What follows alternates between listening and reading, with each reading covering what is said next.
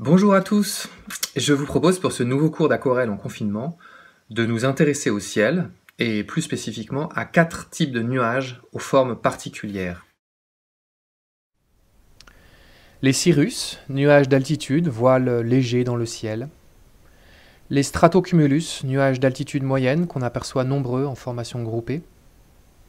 Les cumulus, beaux moutonnements blancs aux formes bombées. Et les cumulonimbus, nuages d'orage aux teintes d'acier à leur base et dont la tête monte très haut dans le ciel pour prendre une teinte blanche. Les nuages ont fait l'objet d'études assez systématiques d'un peintre comme Constable, à l'aquarelle et à l'huile. Dans de nombreuses études, il saisit sur le motif les formes identifiées des différents types de nuages, sous des éclairages différents et selon la situation du soleil qui varie, ainsi qu'à différents moments de la journée, comme s'il voulait en construire une typologie complète. Sa volonté est de se donner les moyens pour se libérer plus complètement possible des stéréotypes de ciel, en usage dans la peinture classique de paysage, qui n'était peu ou pas remise en question depuis Claude Lorrain. Ses compositions, en 1830, exposées à Paris, impressionnent certains critiques d'art et peintres français, comme Delacroix.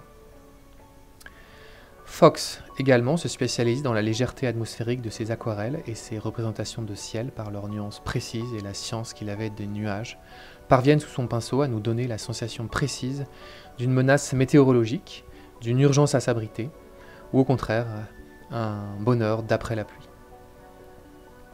Les artistes qui peignaient des paysages atmosphériques connaissaient les différents types de nuages et en faisaient des études à l'aquarelle pour pouvoir composer des paysages dans lesquels les ciels n'étaient plus, comme au XVIIIe siècle, une tapisserie modulée, où les nuages offraient des formes déjà apprises. Mais au contraire, le ciel était un acteur atmosphérique du paysage, en accord complet avec la lumière qui joue sur les formes de la composition. Alors, dans ces 4 études à l'aquarelle de ciel et de nuages différents, on utilisera une gamme restreinte de teintes vives, non grisées. Le bleu violacé, composé de bleu outre-mer et de violet, ou à défaut d'une pointe de magenta. Et le bleu phthalocyanine, qui est un bleu qui se rapproche du bleu primaire. On n'utilise pas de gris et on ne grise pas les couleurs. Le travail se fera en 2 couches, entre lesquelles le papier aura complètement séché. La première couche sera dans une dominante bleu violacé, la deuxième dans une dominante bleu phthalocyanine, pour détacher par le bleu du ciel les masses nuageuses. Le modelé des nuages et la distinction des masses entre elles sont donnés par 2 moyens. La réserve, tout d'abord. La réserve est une zone de papier sec où le lavis n'est pas passé, laissant des formes claires ou blanches. Et les cloisonnements, réserve très fine, laissée donc en papier sec, en filament, qui permet à 2 zones de lavis de ne pas se fondre. Les nuances et les dégradés à l'intérieur des nuages sont obtenus en tirant une zone de lavis avec de l'eau pure. On laisse donc d'abord des zones de réserve plus larges, puis on vient les amoindrir et les tirer en les précisant et en tirant certaines zones de lavis avec de l'eau pure. Attention, même si on les rétrécit, il est indispensable de conserver les cloisonnements pour garder les formes nettes jusqu'à la fin. La forme et la dentelée des nuages s'obtiennent en partie par l'irrégularité de la touche laissée par le pinceau sur le papier, un pinceau tenu horizontalement qui va frotter le papier. On appelle ça aussi frottis. En première couche, on travaille des formes cloisonnées à l'intérieur, desquelles on vient apporter tout de suite des nuances. Donc avec ce procédé de dégradé avec l'eau. Le haut du ciel doit être plus intense, puis il s'allège progressivement jusqu'à une valeur très claire près de l'horizon. À la fin de la première couche, les nuages sont déjà visibles, ils sont présents et ils sont identifiables avec leur modelé.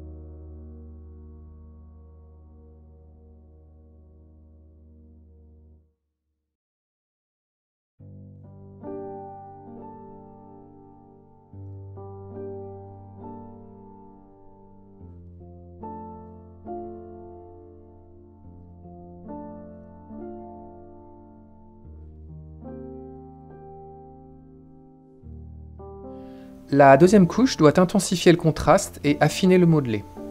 Les procédés techniques sont à peu près les mêmes. Il est important de laisser des réserves en comptant notamment sur son inspiration, quitte à les enlever par la suite. Ce sont ces réserves laissées entre les deux couches qui vont créer l'impression de profondeur et de relief. Attention en travaillant votre lavis de ne pas laisser votre touche sécher trop vite et laisser des marques indésirables par la suite. Conservez l'humidité du lavis en revenant dessus et continuez tant qu'il n'est pas parfait à vos yeux de le travailler. Vous pouvez revenir dans le mouillé pour intensifier le ton ou au contraire dépigmenter en ajoutant de l'eau puis en la pompant à l'aide d'un pinceau. Progressez zone par zone en vous gardant d'aller trop vite. Ne laissez rien d'approximatif ou de perfectible derrière vous. En deuxième couche, la dominante est le bleu phthalocyanine. En comparaison, les teintes bleu-violacées des nuages, dans les gammes légères, vont sembler grises. Les frottis de dernière couche, tout en laissant quelques réserves, vont donner de la vivacité à votre ciel. On doit avoir un contraste entre les lavis mouillés et les lavis plus secs, plus en frottis.